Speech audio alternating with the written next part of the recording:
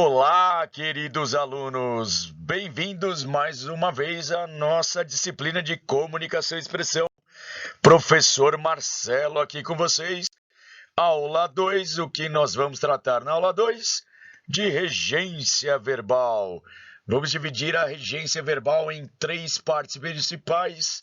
A primeira parte, noções básicas. Começando agora, a grande pergunta que você deve é: o que é regência verbal?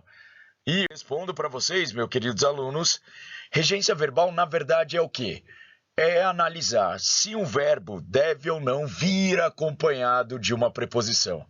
Professor, não lembro mais o que são as preposições.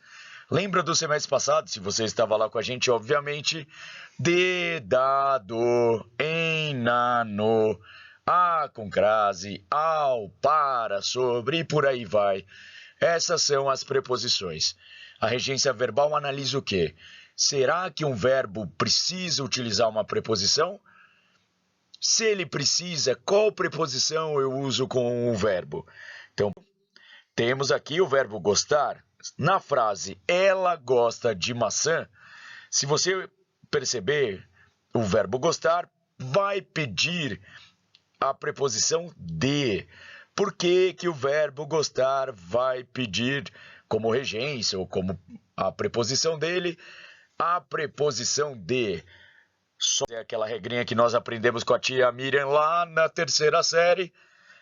Quem gosta, gosta de algo ou gosta de alguém. Logo, o verbo gostar sempre vai ser utilizado com a preposição de. No máximo, a gente pode fazer as variações femininas, gosta da Maria, ou masculina, gosta do João. Outro exemplo, eu comprei um carro. Professor, não é preposição. Muito bem, muito bem. Não é preposição. Já que não é preposição, então, peraí, o verbo comprar não tem regência, ou seja, a regência dele pede o uso de preposição? Não, querido aluno, não. O verbo comprar não tem regência, ou seja, ele não vai pedir preposição. Como é que eu vou saber disso? Faz o testezinho da tia Miriam. Quem compra, compra algo. Compra algo. Logo, eu comprei um carro. Não tem preposição. Que maravilha, professor, que maravilha. Se você leu o textinho que eu deixei lá para ser lido durante essa semana lá na nossa primeira aula, você percebeu que houve ali uma discussão entre o uso da norma culta, que é a gramática em si, né, com o uso da linguagem coloquial, da fala. O professor Pasquale, naquele texto, trata de um livro que foi lançado lá em 2011, onde havia uma discussão sobre se o que era certo ou o que era errado. Pois bem, então já sabemos que a linguagem coloquial é a fala, e a fala é mais flexível. Nós vimos isso no semestre passado. Ela aceita alguns desvios. Já a norma culta, a gramática, ela não permite tantos desvios assim, principalmente porque a gente vai pensar em textos escritos, em coisas escritas. Logo, a primeira coisa que a gente vai analisar é exatamente a diferença entre a regência utilizada na fala do dia a dia com a regência, pedida na norma culta. Na fala temos: fui no banheiro. Essa frase, desde que você é moleque, desde que você é aquela criancinha e pede para a professora: professora, posso ir no banheiro?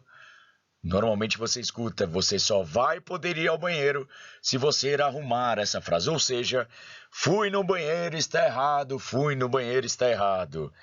Chegamos no parque. Outra regência utilizada na fala que a norma culta vai condenar. Obedecemos o sinal. Também está errado, professor, também está errado. Desobedecemos o combinado. Se está aqui também está errado. Sim, sim, sim. E prefiro carne do que frango. Mais uma erradinha aí, mais uma bonitinha. Bonitinha só na fala, não na norma culta. Então percebam, queridos alunos, que nós temos 1, 2, 3, 4, 5 frasezinhas E todas essas frases apresentam o mesmo problema, apresentam erro na regência verbal. São utilizadas na fala, mas estariam erradas se fossem utilizadas na escrita. Vamos arrumar uma por uma? Primeira e a clássica, fui ao banheiro e não fui no banheiro. Lembra. Quem vai a algum lugar ou vai para algum lugar.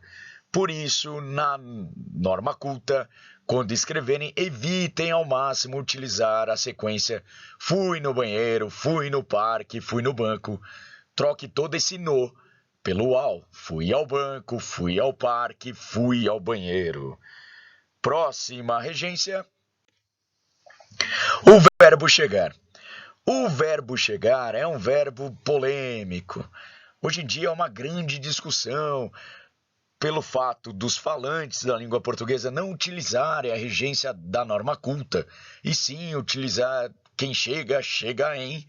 Há uma discussão hoje se o verbo chegar em, quem chega, chega em algum lugar, se isso não estaria certo e não seria um certo preciosismo ficar utilizando o chegar ao. Hoje, 2019, ainda está incorreto usar chegar em. Então, se você for prestar um concurso ou algo parecido, fazer a minha prova, chegar em vai ser considerado erro. Portanto, não devemos utilizar chegar em, e sim chegar a algum lugar. Então, quem chega, chega a algum lugar. Chegamos ao parque, chegamos à faculdade, chegamos à casa, chegamos ao trabalho e por aí vai. Talvez essa seja a regência verbal mais chatinha e mais diferente entre a fala e a norma culta. Muito cuidado com esse verbo. Vamos para o próximo. Obedecer, queridos alunos. Obedecer, desobedecer, são dois verbos que sempre vão pedir esse azinho aí. Quem obedece, obedece a alguém ou a alguma coisa. E não obedecemos algo. Ou seja, quem obedece, obedece a. Obedece ao sinal. E não obedecemos o sinal. Ah, professor, mas obedecer o coloquial. Fala, ou seja, estaria errado. Então, obedecemos ao sinal, obedecemos ao regulamento, obedecemos ao mandamento. Mesma coisa com o verbo desobedecer. Desobedecemos ao combinado, desobedecemos ao regulamento, desobedecemos ao professor e por aí vai. Por fim, chegamos no verbo preferir, outro que é muito diferente da fala. Normalmente utilizamos o do que junto com o verbo preferir. Ai. Não existe isso na norma culta. Quem prefere, prefere algo a outro algo. Então, prefiro carne a frango. Prefiro lasanha a macarrão. Prefiro carro a moto. Quem prefere, prefere algo a outro algo.